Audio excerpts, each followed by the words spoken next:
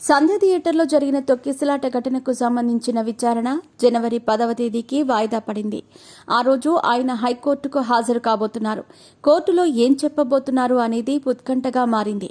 అయితే ఈ కేసులో అల్లు అర్జున్ దోషి అని తేలితే శిక్ష పడుతుందా లేదంటే ఏమవుతుంది అనే ప్రశ్నలు ప్రజలను తొలిచివేస్తున్నాయి. శ్రీతేజ్ తండ్రి భాస్కర్ కేసు ఉపసంహరించుకుంటారని చెబుతున్నప్పటికీ చిక్కడపల్లి పోలీసులు స్వచ్ఛందంగా కేసు నమోదు చేసి బన్నీపై సెక్షన్లు నమోదు చేశారు.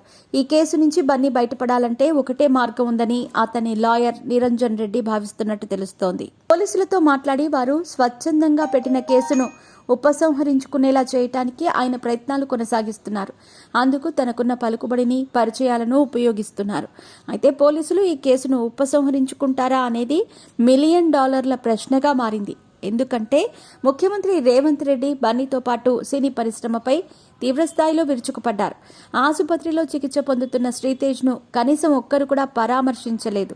సీఎం విమర్శించాడు కాబట్టి అల్లు అర్జున్ ₹1 కోటి, సుకుమార్ 50 లక్షలు, నిర్మాతలు 50 లక్షలు కలిసి 2 కోట్ల చెక్ను శ్రీతేజ్ తండ్రి భాస్కర్కు అందించారు. పోలీసులకు సాక్ష్యాలుగా వందల సంఖ్యలో వీడియోలున్నాయి. పోలీసులు వద్దనుకుంటే ప్రభుత్వ న్యాయవాది కేసును బలహీనంగా వాదించి బన్నీకి రెగ్యులర్ బెయిల్ వచ్చేలా చేస్తారు. అలా కాకుండా పోలీసుల అభిప్రాయాలను గౌరవించాలని రేవంత్ రెడ్డి భావిస్తే ఆయన ఈ కేసులో జోక్యం చేసుకోరు.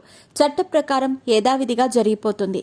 అల్లు అర్జున్ తప్పు చేశాడని పోలీసులు కోర్టులో నిరూపించాలి. వారి ముందు సాక్ష్యాలున్నాయి. ప్రభుత్వ పెద్దలు జోక్యం చేసుకుంటే వీటిని కోర్టుకు సమర్పించే అవకాశాలు తక్కువ. ఇప్పుడు నిర్ణయం మొత్తం రేవంత్ రెడ్డి చేతిలో ఉంది.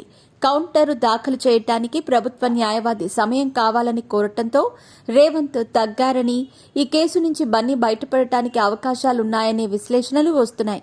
సినీ పరిశ్రమ ప్రముఖులు కూడా అనవసరంగా అల్లు అర్జున్ వల్ల ముఖ్యమంత్రి ఎదుట తలదించుకోవాల్సిన పరిస్థితి ఏర్పడిందని విమర్శిస్తున్నారు.